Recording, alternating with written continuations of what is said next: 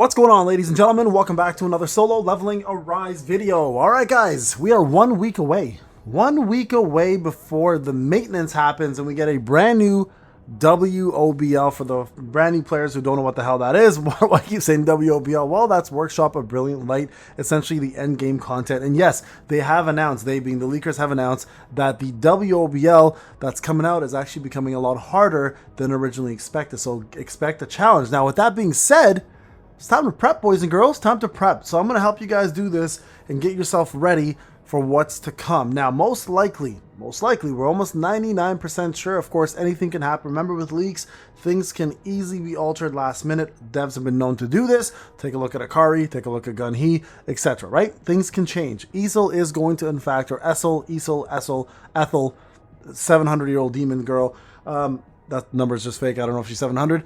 She is most likely going to be a fire element. That part we're almost 100% sure of. Almost. And we know that she's bound to be a breaker attacker. So yes, there is somebody out there who's a breaker attacker right now. Think of Lim, except she'll be with the sword and fire element and a hell of a lot cuter. Okay, so we have ourselves her coming out now.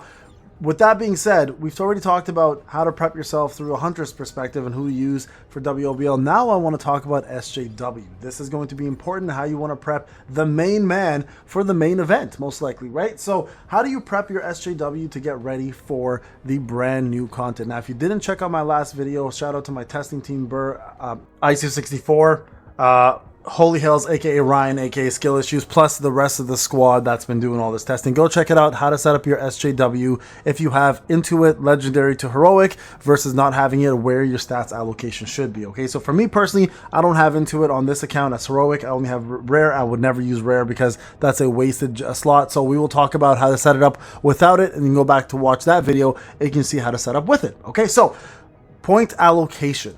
So right now, the strength is 539. My perception is 130. Okay, that's where my points allocations will be for this coming up raid. I might increase the precision a little further. We will see about that. But right now, this is where my stats sit. Okay, we have 40,000. This is my free-to-play account, by the way, guys. 40,000 attack, 99% precision. We have 50% critical hit rate. This is going to go up to about 9. I'm going to try to push this about 10k maybe. 212. Crit hit damage, I'm going to lower that a little bit because it's not really required to be that high for optimal use. I'm going to probably take one of my cores out and put them into crit. We have defense pen at 20, damage increased by 22. Perfect there. Nothing needed there. Everything else looks kosher. So we're good, right? Everything looks fantastic here, and this is how we are wanting it to look. Now, couple things to note. We are going into light territory and fire territory most likely.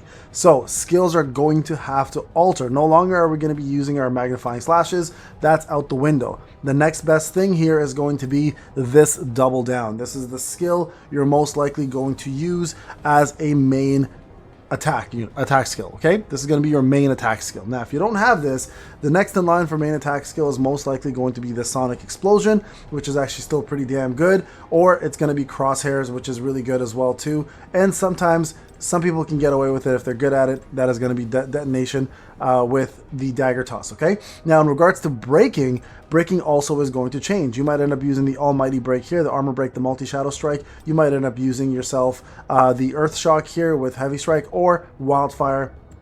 Some of you might want to even use this Ascension here to gain quicker ultimates, right? So those are going to be your main skills that you're going to focus on to burst damage. And now if you have the new dagger rush skill, Explosion, this is now going to be also one of the ones that you'll cast more often than not, okay? And the reason why you do this one here is when this skill hits, it deals additional damage equal to 25% of attack. So this is a very powerful and strong skill. Unfortunately, this does not possess a light version, so you're going to have to stick with the armor break version, multi-shadow strike for almighty, okay? So those are going to be the skills that you're going to most likely prepare. Don't forget the most important one, from the dagger toss, which is electric shock. Electric shock is going to be your go-to DPS one if you don't have double down or if you don't have the sonic explosion. But for sure, this here is going to be a massive one. Most likely the game will require to do a lot of breaks, so you will have to have some sort of break damage in place.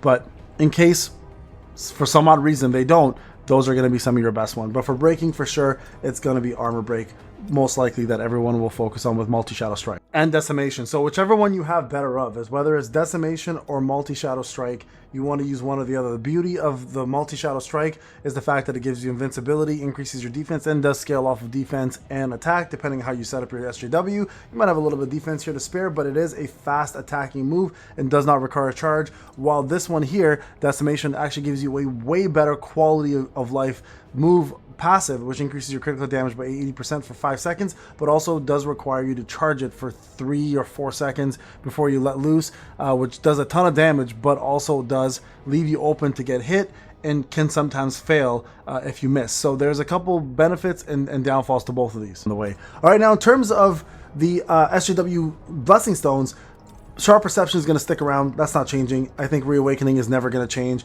Bloodlust, I don't think will ever change. Well, the one you might want to alter here and there, depending on your power, is going to be Pulverized versus Intuit.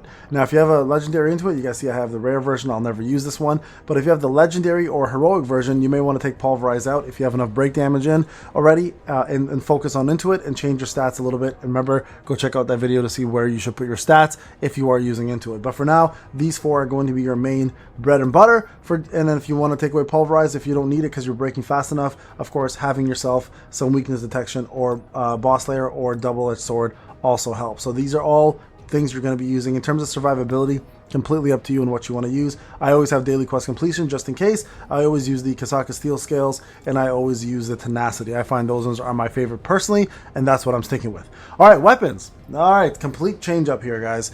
So Golden Tail Fox for a lot of free-to-play players might be coming in handy now with the Guild Spear. You can see mine's A9. Or if a lot of you were lucky enough and were wise enough to pull for the pole, this will be your main weapon most likely for DPS. Divine Quarterstaff will be your #1 go-to weapon. It will still probably still work really well with the Plum Sword. I think it'll still probably be your main support weapon, to be quite honest. And hell, even Moonshadow Daggers might still take front and center for support purposes. But for damage purposes, for sure, it's going to be a light weapon, either the Huntsman, either the Quarterstaff, or the Guild Spear. I'm going to be using the Guild Spear personally. I've been building it up for a reason. Hopefully it takes the advantage is there and we can use it. Now, if you have a good Phoenix bow, that's also going to work. And don't forget, there's a brand new weapon coming out, the fan, the Fire Fan, which is also going to be available for SJW to pull on. So that might be the best weapon over the even over the pole staff. Who knows, right? So we'll see what works out. But those are some of the weapons you can use. So definitely Golden Tail Fox, Phoenix bow, Plum Sword for support, Moonshadow Daggers most likely for support will still apply. Even the Grimoire might apply for support. So the 3 main support weapons will probably still be good.